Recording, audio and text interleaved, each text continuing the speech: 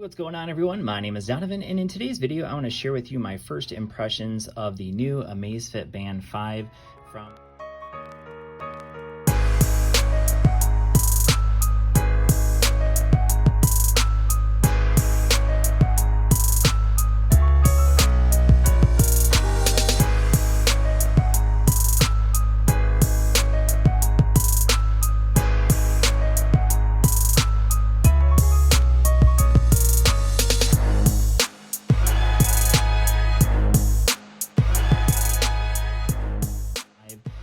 our friends over at Amazfit. Before we get into that, let me just go ahead and share with you some of the features they include here on this fitness band. So first and foremost, we have blood oxygen saturation. That is your SpO2, or your pulse ox is another word for that one. Basically, it's just telling you how much oxygen is in your blood. The goal is to have it over 95%. I guess it's not really a goal, but for health purposes, it should be over 95% or 95% or higher. If it goes below 95, it's probably because you're probably a little bit short of breath. Maybe you have a cold or something like that, or even COVID. So that's just something to keep track of. A lot of new watches are including that, especially now that COVID is running its way through the world. We have heart rate and stress monitoring. We have the PAI system from Huami. That is basically a personal activity inventory. That is a algorithm-based fitness assessment. The goal is to have that over 100, and we'll take a look at that in a little bit. We have 5 atmospheres water resistance. It can record up to 11 different sports. We'll take a look at those in just a little bit. 15-day battery life, and then we do have a little HD color display here on the watch. Now, if you are thinking that this watch looks a whole lot like the Mi Band 5, you would be absolutely correct. Obviously, you can see there's a slight difference. This one's a little bit more edgy up here versus the more rounded corners up here on the Amazfit Band 5. This is the Mi Band 5, but the other difference is being that they do have different heart rate monitors, if you can see that. So the reason is because this one has the ability to check your pulse ox, whereas the Mi Band 5 does not. The other thing that you get here on the Amazfit Band 5 is a little tiny speaker, or a microphone, I should say, and that's because you can use Alexa with the Amazfit Band 5. So if you are someone who uses Alexa in your house, you can use it here on the watch simply by speaking to it, and you just have to go over here. It's going to connect. What was the score of the Michigan game on Saturday? All right, and there we go. Paul Bunyan Trophy between Michigan and Michigan State. Okay, so this is actually giving me incorrect information. It's telling me about this week's game for Michigan. So you can use it, of course, to turn on lights in your house, whatever you have connected up to your Alexa, play music. All those things will work with the Amazfit Band 5. So nice to include. And again, it's on that little tiny microphone you have right down here on the fitness band. So let's go ahead and run through some of the other features. So first thing we have is our status. This is going to tell us just what we've done so far today in terms of fitness. So distance, our calories that we've burned. Now today it's lunchtime for me right now. I've been sitting at my desk all day for work, so not a lot of fitness so far today, but I did do a workout yesterday. Here's our PAI. And again, the goal is to have that to 100. This is based on a 7-day fitness activity, the amount of activity you've done over the last 7 days. So you can see yesterday I went for an 11-mile run, and so that jumped it up to 75 right away, but today I haven't done anything, so it hasn't moved since then. Let's go ahead and skip over. Here's our heart rate. So obviously you're using the heart rate monitor here so far, very accurate. I haven't had any issues with that. Here's our pulse ox, and that's not gonna work unless I actually am wearing it. So I'm gonna show you with a comparison to an actual pulse oximeter. So this is designed specifically for pulse ox.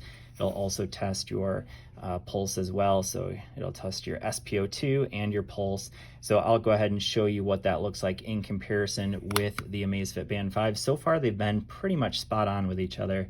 So that's good for the Amazfit Band 5 here. So heart rate, SpO2. Here's our notifications, so you can get smart notifications here. You can also respond to text messages if you have it connected up to, what is this? This is an Android phone. We have our stress here. So that's gonna use your heart rate. It's not gonna work right now because I'm not wearing it, but I will show you that as well. We have breathing exercises, so if you want to maybe slow down, catch your breath, or maybe relieve some stress, maybe your stress is kind of high and you need to do some breathing activities, that is available there. We have some events, you can set that up through the app, which I'll show you in a little bit. We have our weather, we can go ahead and tap in, and you can see current temperature, high and low, chance of rain, our UV measurements, and then also you can go into some future up to, what is this, like 5 days, maybe 6 days? Yeah, 6-day forecast here. So we have some nicer weather on the way here in Michigan. And then we have our workouts. So here are the 11 workouts you can do. So outdoor running, that is going to require, so let me just give you a quick heads up here. So I'm going to show you that actual outdoor workout that I did yesterday.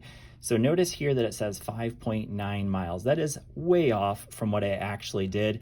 I actually didn't start it until I was a mile into the run, but I did an 11.2 mile run, I think it was.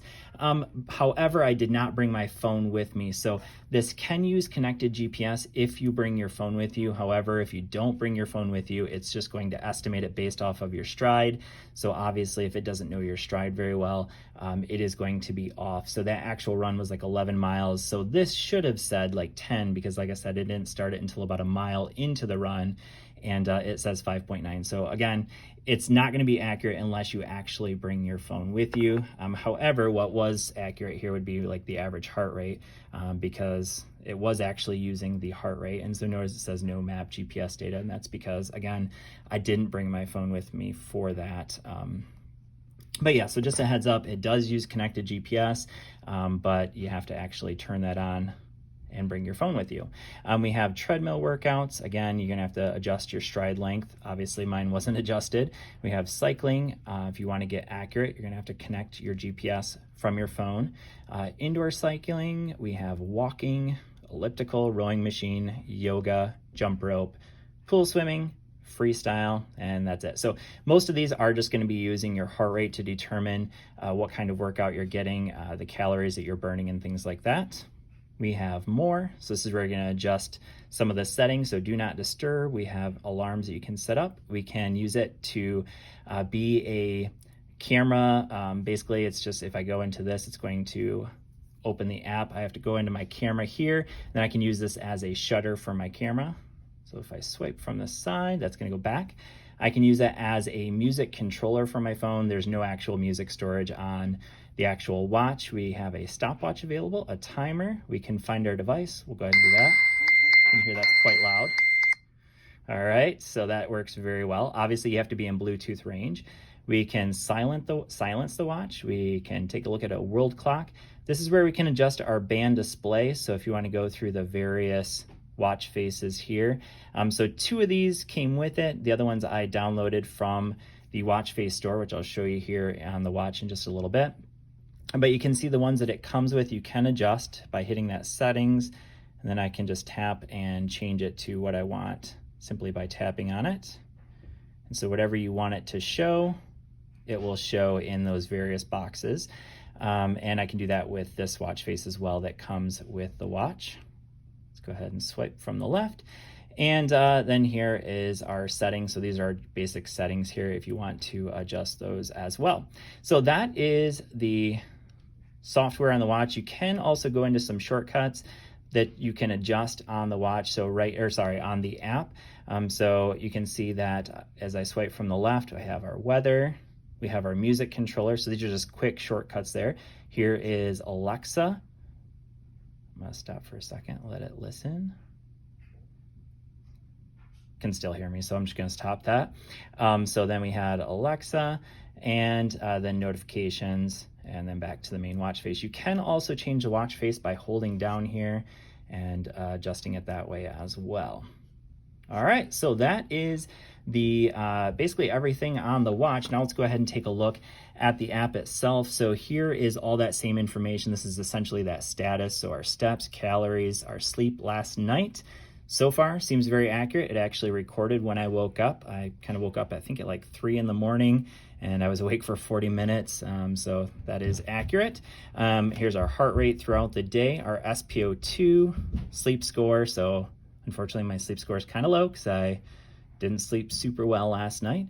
Here's that PAI again, that outdoor running. Again, it's only going to be accurate if you actually take your phone with you on the run. And then we have our goal tracker. So yesterday I met my goal of 15,000 steps. So that is the Amazfit Band 5. Quick run through the settings and everything. So far, I've been pretty impressed with it.